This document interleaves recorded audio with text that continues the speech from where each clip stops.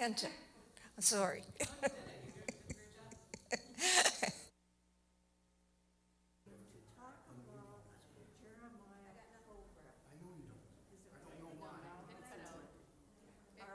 She's going to talk about the Jeremiah program, which is a program for single mothers and their children. And I happened to see a video on KMSQ out of Austin about the time we were talking, and it is fabulous. And this program is fabulous, I think. It is so comprehensive. So I hope that you learn a lot and maybe want to do something. Man, Joanne, you can I just yell? Would that be okay with? No. Oh, we're recording. Sorry. I think that's helpful to know. I didn't realize that. Okay, so let's see if I can get to a place where I'm not screeching also. Okay. Is this How about right here? Can you hear me? Okay. Oh, you guys, I'm a wanderer. This is going to be hard. Okay.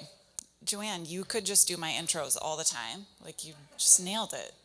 It's great. I don't even have to be here. Joanne can tell you all about it. My name is Allie Hanten Ebert. Is there a weird echo for you? Okay. I'm like, is that just me? I want you to hold the microphone right about here. Is that what's causing the echo? Oh, there, that's better. Okay. I was like, I feel like the closer it got to my mouth, the more weird it got. Okay. I don't trust these things. So I am the executive director of Jeremiah program. I've been with the agency for about 2 years. We've been in Rochester since 2017. So some of you guys may be familiar with where the building is. So it's 19th Street and Valley High Drive, right across from Lourdes High School, where that apartment building that looks unassuming, that's us. And it's unassuming intentionally, right? It's not meant to be a secret, but it's generally functions just like a typical apartment building would. And so we are actually a national organization. So we exist in 9 cities across the country. So we are the newest residential campus. So there's 2 models. Residential meaning we have like a building like ours does where there's housing and childcare right on site. And non-residential meaning they have kind of a hub that families can come to, but they do partnerships through housing and childcare. And so we have 4 non-residential models and then 5 residential models. And so we are the newest residential. So we got to kind of collect all the things that worked and didn't work from our other 4 centers and kind of put that into one space. So I'd love to show it to you. If y'all are interested in coming for a tour, just let me know. And so we exist to disrupt generational poverty for single moms and their kiddos 2 generations at a time. And what that means is that we understand that economic mobility is the key to disrupting generational poverty. And we know that education is the key to economic mobility. And so we work with our moms in accessing post-secondary education. And in that second generation space, we work with our kiddos to make sure that they're kindergarten ready. So we work primarily with kids under 5. We do have a few school-age kiddos on campus because, I'm not going to kick them out once they turn kindergarten age. And so we really work to make sure our kids have a good starting line in kindergarten. Any educators in the crowd? No? Normally I have at least one. And so we partner with moms to make sure that they can have access to college because we really believe that talent is equally distributed, but opportunity is not. Right? So we want to make sure that our moms have access to the same opportunities that other people do. And so we recognize that in order for college to even be a consideration for some of our single moms, we need to make sure that they have safe and stable housing and access to childcare. Right? So in Rochester, we have a 40-unit apartment building. So we can house 40 families right on campus in 2- and 3-bedroom fully furnished apartments. And we have a full child development center right on campus that we can serve birth through school-aged in. And so we actually partner with Families First, and they provide early Head Start and Head Start programming for our kiddos right on campus. And so we are unique in that our campus is the only campus that partners through a partnership, or that functions through a partnership. All the other Jeremiah programs that have a residential model, they staff their own facilities. And so ours is unique that we offer a partnership. And I think that's one of the things that makes Rochester really successful just as a community is how collaborative we are. And so Families First is one of the many partnerships that we hold to provide supportive services to our families. And so our moms are generally going to RCTC. About 76% of our moms are at RCTC, pursuing either a 2 or 4 year degree. And then the rest of them are kind of spread out throughout a bunch of other institutions, either online institutions or other local entities that are here in town. And so we have a really great relationship with a lot of the education institutions here in town because we want to make sure that they're places that our moms are feeling included in, feel like they can access, and feel like they can navigate, right? Because college can be kind of scary to navigate, especially if you're doing it for the first time. And so we have coaches. We have 4 coaches on campus that are full-time staff of ours that are really the heart of everything we do. So our moms are paired with a coach, and then they are their partner through their entire education plan. And so they're the ones that help them navigate that entire plan. So they might come in and say, I'm in the middle of a 2 year degree. I really want to get my 4 year degree. And so their coach will kind of help them map that out and then help them stay accountable to it, help them stay on track to it.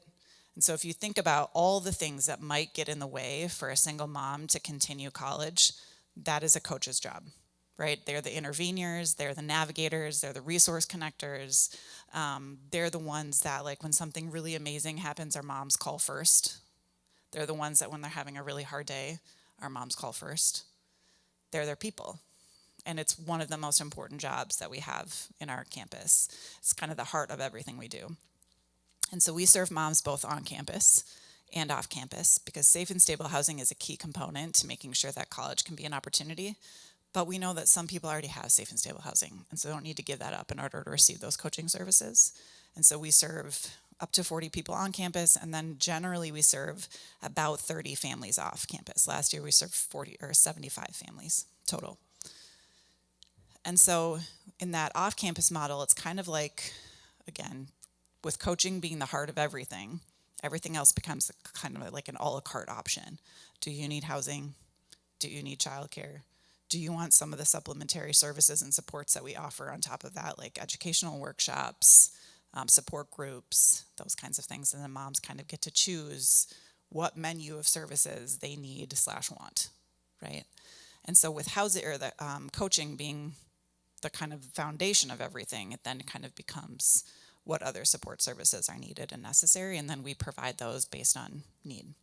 And so Jeremiah exists on this very micro and macro level, right? Which is something that is what drew me to Jeremiah, is that we're not just helping individual families with their individual needs, right? We also operate on this very systemic level of understanding that in order for the disruption of poverty to happen, we need to intervene in some of the systems that intentionally or unintentionally perpetuate poverty, right?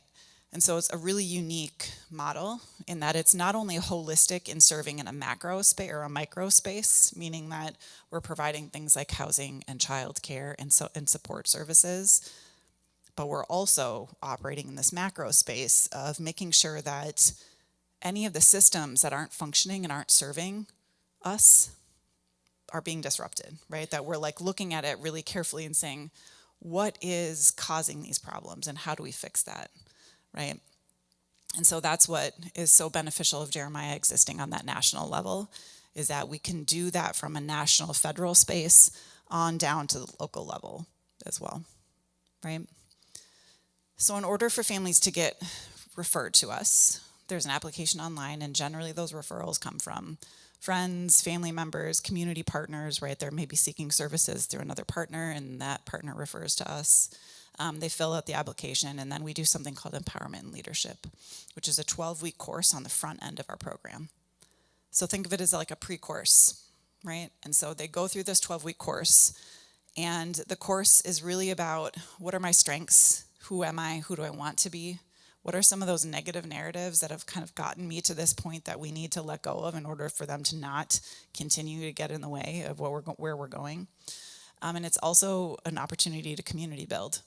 And so our moms, this is a virtual course, so they're selecting a time that's the best for them. Then they're put in a cohort where they meet with that same cohort every week for 12 weeks. And so they're immediately building a network across the country, because these are moms from all of our campuses all over the country. And so they're immediately connecting with moms from Boston and Brooklyn and Baltimore and Austin, Texas, and Minneapolis and St. Paul and Fargo. So it's kind of immediately branching their networks while also helping them build a social support community here in Rochester. I think it's one of the coolest parts about our program that's like this byproduct is the village that they all build together. And so they go through this course. At the end of the course, they can opt into the program. And so opting in means they're committing to meeting with a coach, and then they can kind of decide what other services that they're interested in, whether it be housing, childcare, and so forth. So the community support is really the coolest part of the program, right? Like all the work that we do is necessary and amazing, and the byproduct of that means that our moms are now building relationships with each other. They're caring for each other. They're caring for each other's kids. I mean, so if you have one of those days where daycare is closed and you need to go to work, you now have an entire community of other moms that can step in for you, right? We've had moms who've gotten sick and the other moms rally around and go get them milk or whatever they might need from the grocery store. So it's a really incredible group of women that look out for each other. And so I get frequently asked about the safety of the building. Like, is it a safe place? And what we've done is really created an environment in which our moms feel a part of, so therefore they take care of. Right? So because they feel a part of their community, they are now really committed to upholding the care of the community. And so we don't have to do a lot of safety measures because they all look out for each other. If something goes wrong in the building, you best believe that one of them is on the phone calling one of us because something's not right. And so it's just a really cool community that when you really invest in and help them be a part of it and help them shape it, they manage it and they take care of it. And so it's been a really cool thing to watch them unfold. I think one of my favorite things about Jeremiah, I keep saying that, I have a lot of favorite things, is that we have just a wealth of talent that we serve. I mean, we have moms who are dedicated and committed and hardworking, clearly able to multitask. And it's been really cool to help our community realize that. And so it's starting to get to the point where I have community members who are reaching out to me saying, hey, I have this job. Do you have any moms who are in that career pathway? Right? And so it's not just getting them the degree. It's helping them build that network that we all know it's not what you know, it's who you know, right? Especially in small communities. And so the more we can build their network while they're still in school, we can help them assure a career on the other side of it.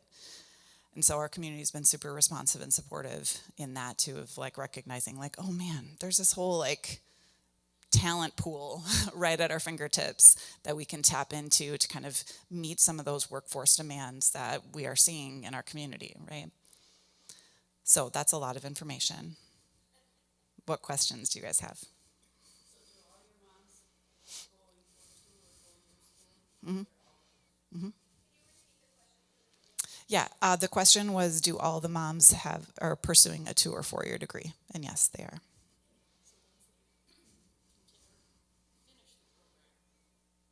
Mm-hmm. Once they finish the program, they're given, so once they've formally gotten their degree, they've graduated, they're given an additional 6 months. And so at the end of, for those 6 months and leading up to those 6 months is really the transition planning, right? What are you going to do for housing? Their kids can stay with us in childcare until they go to kindergarten because we really believe in that continuity of care. And so even if they've graduated and formally graduated the program, their kiddos can still stay with us until they go to elementary school. But really for the moms, it's really helping them plan. Where are you going to live? What's your job? What are the benefits? Those kinds of things are all that kind of like, as we're working towards and kind of culminating that education plan, that's how we're kind of phasing that out. And any of you who know anything about social services, the work really never ends, right? Our moms may formally not be enrolled in the program, right? But they're with us all the time. Like anytime something incredible happens, they'll call, even if it's been months since we've talked to them last.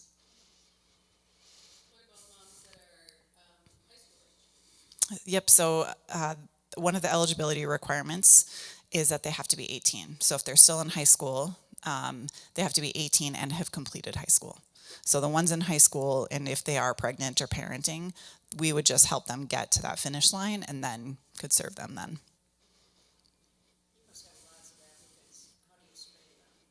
Yeah, so the eligibility for the screening for our families are they have to be 18, they have to have finished high school, they have to have at least one child under the age of 5, legally unmarried, and living in poverty. And so those are the screenings.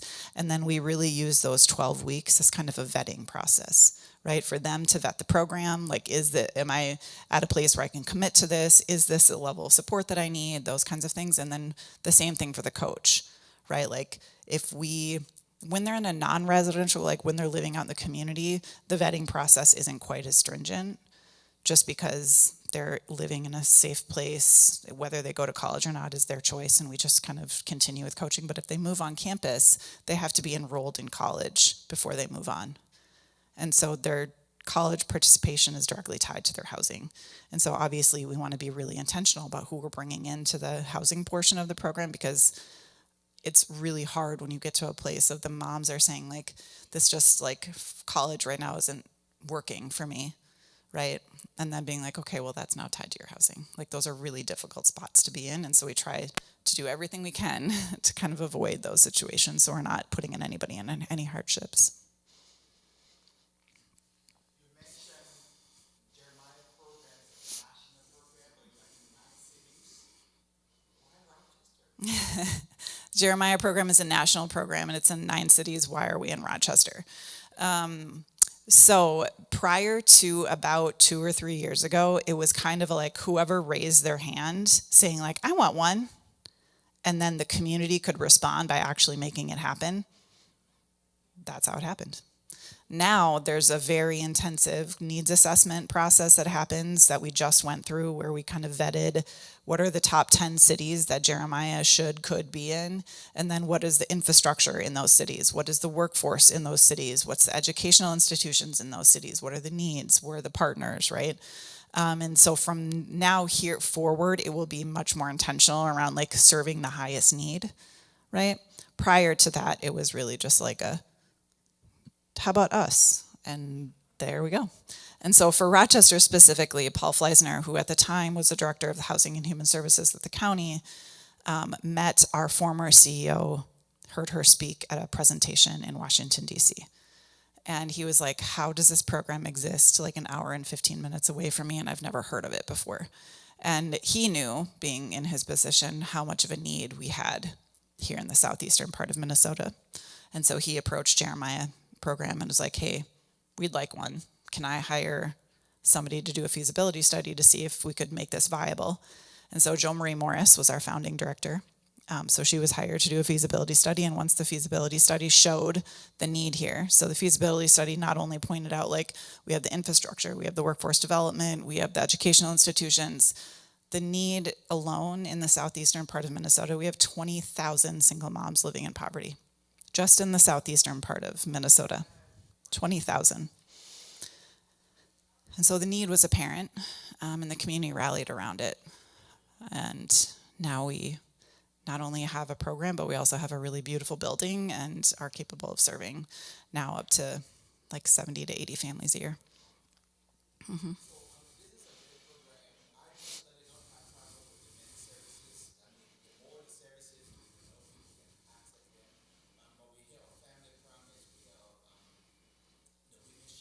Mm-hmm. Mm-hmm. Absolutely. Mm-hmm. Yeah. So the question was generally around collaborations, like how do we collaborate with other programs that maybe do some kind of adjacent work as us. So the women's shelter in particular, we work very closely with, and so they will refer women to us. We've also had situations where women move onto our campus and maybe a violent partner discovers where they are, and so we can refer them back to the women's shelter for protection for those moments, or moving out into a different part of town that's maybe feeling safer because their partner doesn't know where they are.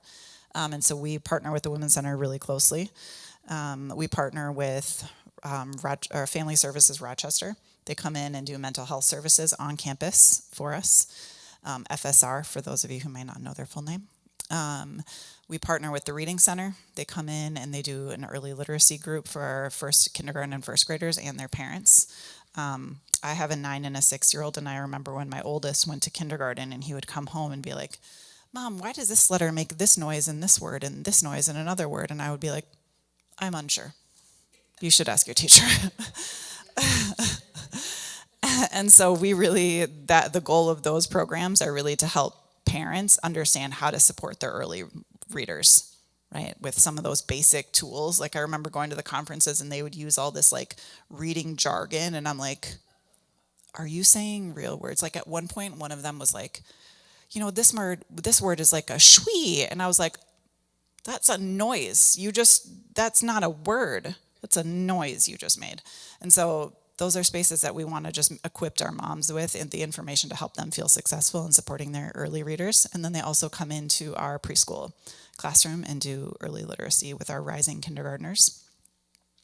Recovery is Happening comes on campus once a week and does a support group for any of our moms who are in their path of recovery.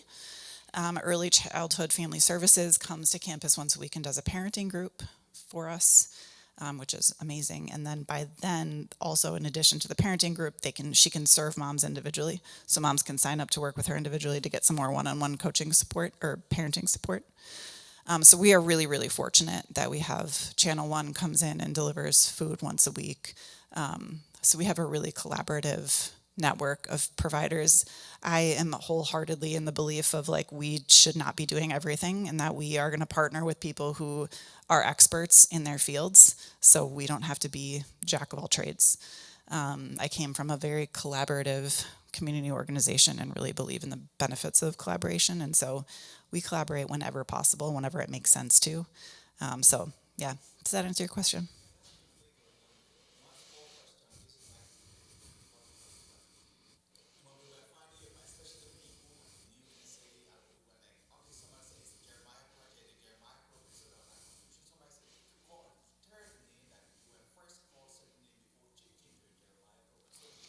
It's always that the ask was, is it called Jeremiah Program or Project or something else? I hear all kinds of different iterations of the name. Jeremiah Program, Jeremiah Project, Jeremiah House. They all mean the same thing. It's Jeremiah Program formally. We go by JP a lot. The name was actually, so we were founded by a priest at the time who was with the Basilica in Minneapolis. And he had seen an overwhelming number of his congregation and in the community of single moms living in poverty. And he's like, we need to do something about this. And so he gathered cross-sector supports, both secular and non-secular, from the city, from the county, and they really spent the next 6 years building the model of Jeremiah Program, like comprehensively and holistically. And as a response to his efforts, the community named the program Jeremiah Program after the prophet. And it's specifically in reference to Jeremiah 29 verse 7, which basically talks about like the prosperity of the city and like when you prosper, everybody prospers, right? It's kind of this idea of like we're all better when we're all better. And so it is named after a biblical reference, but has never had any religious roots in terms of like programming or how we function or who we do and do not partner with. It's really based in this like kind of social justice, like we need to make sure we're investing in our community so that we can all be good. That was a long-winded way to answer your question. Yeah, it's a question I get a lot is like, are you guys a religious organization because you're named Jeremiah, which insinuates, but.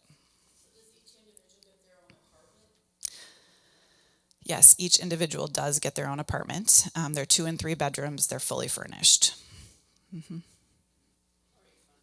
How are we funded? We are funded very diversely, which is by intention. So we have some more kind of state grants, local grants that are competitive. We have some that are foundational supports. And then kind of the other third of the pie is our individual donors. And what that does for us is it allows us to be really nimble. I have worked in the nonprofit field for my entire career, and formerly came from an institution that was heavily grant-based, state, federal, local. And while there is some stability in that, knowing that you're going to receive a similar amount for some number of years, there can also be a rigidity of that, right? Where the grant is dictating when you can do things, how you can do things. And so Jeremiah has a really good balance of both of those, where there's the stability of grant funding, and I think that there's some kind of excellence that comes with grant funding, right? Is that you have to prove to a funder that you're doing good work in order for them to fund you, while also balancing that with the unrestricted funds that allow us to respond in real time to what our families need. That's not bound by grants that are dictating when and how, right? So there has to be a balance there. And so we're really fortunate in that Jeremiah really believes in supporting our families in the way that they deserve, and is moving away from this kind of scarcity mindset that a lot of nonprofits have to function in, of like, we'll just take what we can get, right? And Jeremiah really kind of pushes that mold, and fights for providing things for our families that they deserve, and aren't willing to just kind of settle for whatever we're given.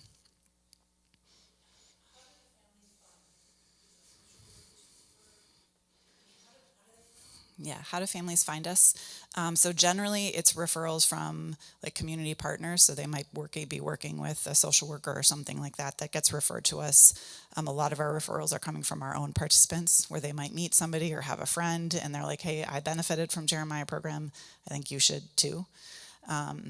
Or family and friends that know about us and will refer them to us.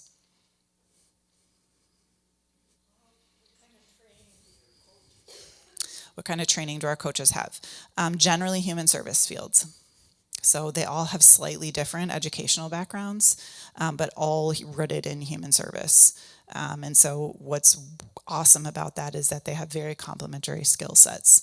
And so our coaches each have an individual caseload, but because of the proximity to each other and to the families that we live with, or that live in the building that we work out of, our families really develop relationships with all of them.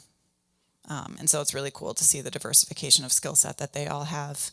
And even our families will know, like, okay, my coach is this person, but if I have a thing with this specific thing, I should go to this other one. And so it's a really cool team environment.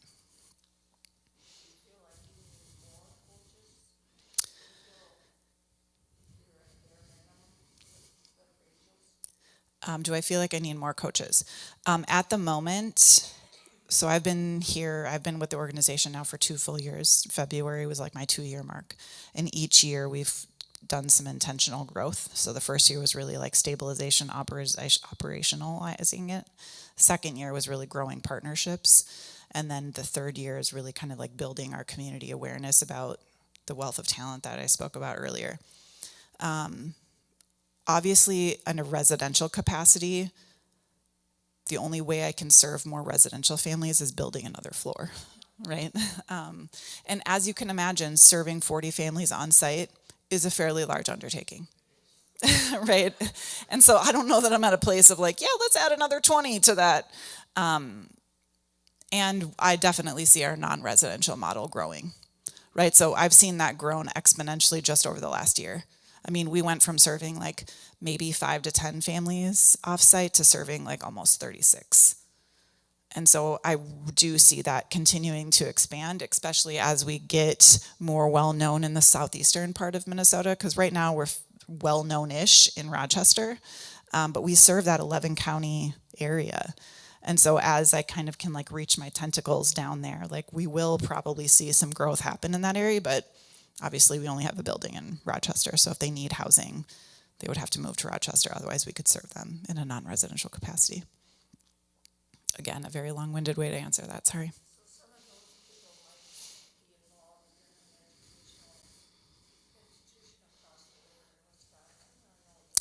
Generally, it's the southeastern part of Minnesota that we serve. Mm-hmm.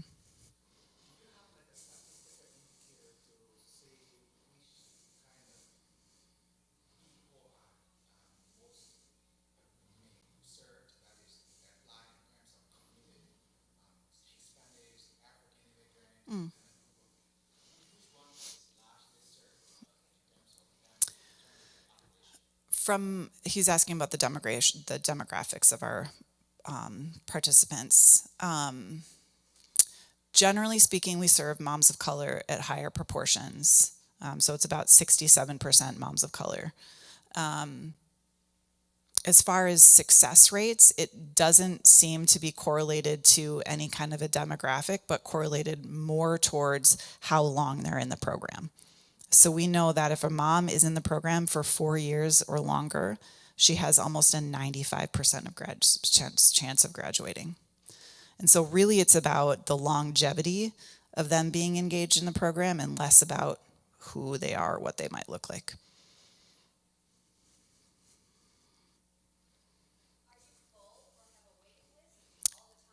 Are we full or do we have a waiting list? We currently have 5 open apartments.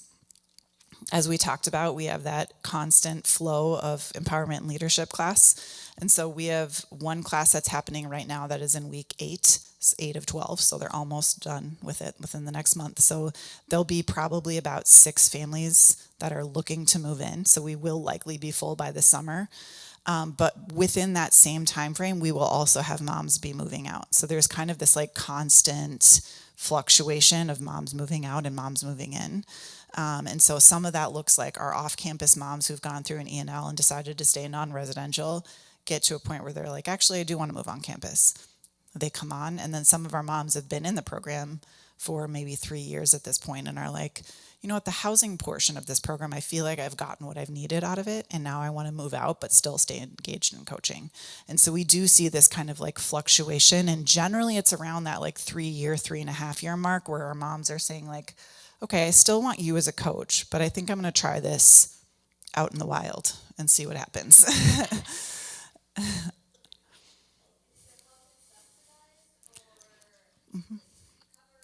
Yeah. Is the housing subsidized?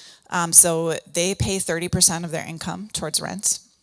And so we have partnerships. We have a partnership with the county, and so we have 20 project-based vouchers, which means that when the unit is full, the county covers the voucher.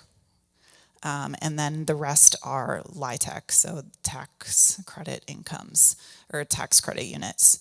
And then we have 4 that are long-term homelessness units. So that's kind of like an expedited route into the program that we work with a coordinated entry system for other homeless providers. So like 3 Rivers, the Women's Shelter, those kinds of things, that we can expedite a family into the program based on their homeless status. Yep. So we have an on-site, is there daycare available is a question. We have an on-site child development center that we partner with Families First in. And so it's birth through 5-year-old. It's right on campus. Yes. Yes. Do we have a collaboration with the district? Yes. So all of our kiddos who are school age get bused, and so they'll just get picked up on a school bus and brought to school. Our home school is Sunset Terrace, and we have a great relationship with them. And then we have a smattering of kids at other schools that are like Longfellow or Churchill or wherever. But yeah, we have a great relationship with the district. They'll come in and do like assessments too in our center. So like IEP assessments and stuff, they'll come in and do those for our kiddos who need any additional referrals. Yeah, that's good stuff. Most of our, how do they support themselves? The vast majority, I would say like 80% of our moms have jobs, in addition to going to school and being a full-time parent. And yep.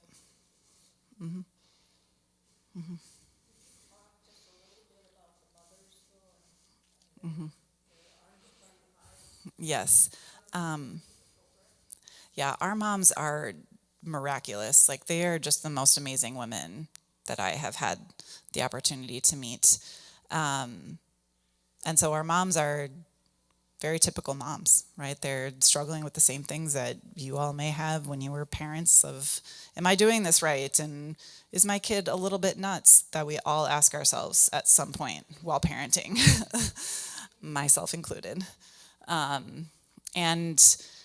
So we have one mom who came into the program when her son was, I think he was not quite 2 yet.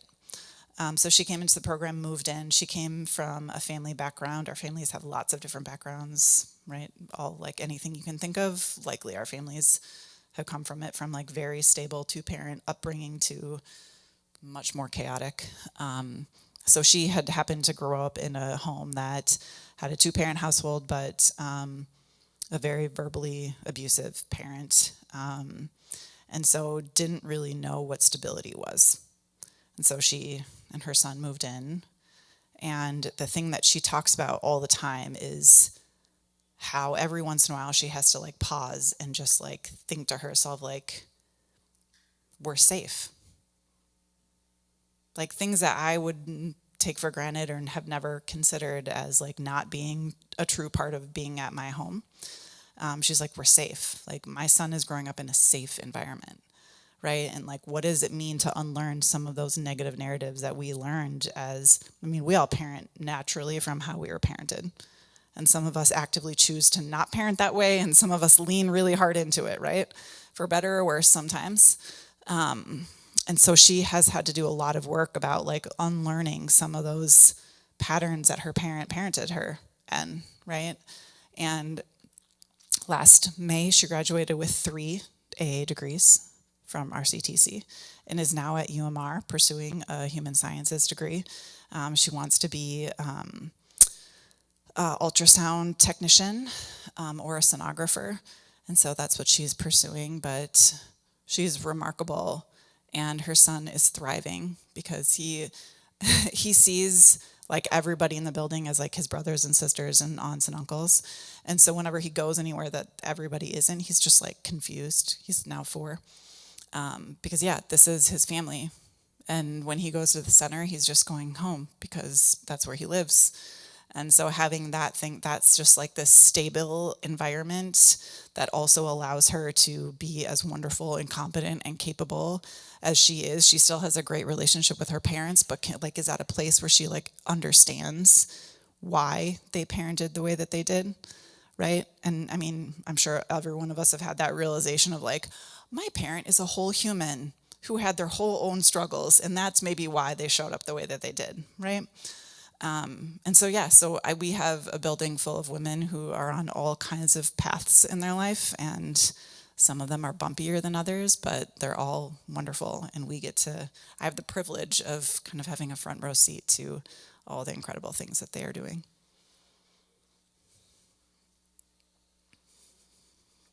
Like I said, if you guys would like a tour, I'd be happy to give you one. Just let me know. Range of time for you guys to come do a field trip with us.